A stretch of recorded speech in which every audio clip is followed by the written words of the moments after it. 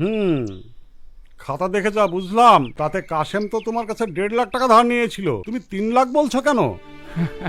হ্যাঁ মোড়ল সাহেব, আপনি ঠিকই রেখেছে, কাশেম 1.5 লাখ টাকাই নিয়েছিল, কিন্তু ওই টাকাটা সুদে বেড়ে বেড়ে 3 লাখ হয়ে গেছে। দেখো মহেশ, এদের যা পরিস্থিতি, মেয়েটা পড়াশোনায় ভালো বলে স্কলারশিপের টাকায় পড়াশোনা হয়, আর ওর মা কোনো রকমে বিড়ি বেঁধে সংসার চালায়।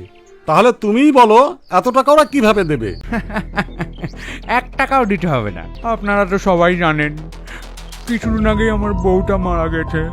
যদি সালমার সঙ্গে আমার বিয়েটা দেন তাহলে টাকাটাও মাফ করে দেব, আবার সালমাকে আমি সুখেও রাখবো।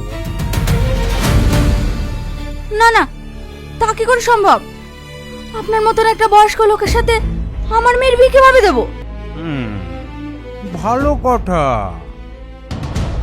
হাত যখন পেটেছি টাকাটা দিন, নাহলে মেয়েটা হাটে তুলে দিন। কি বলেন মোড়ল মশাই?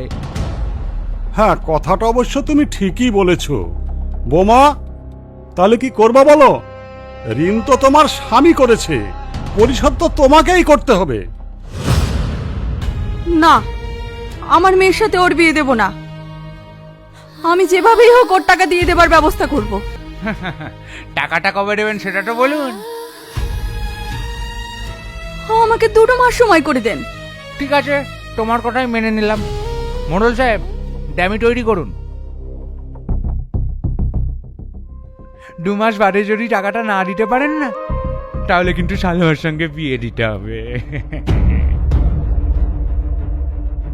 ভালো করে ভেবে দেখো বৌমা, 2 মাস পরে কিন্তু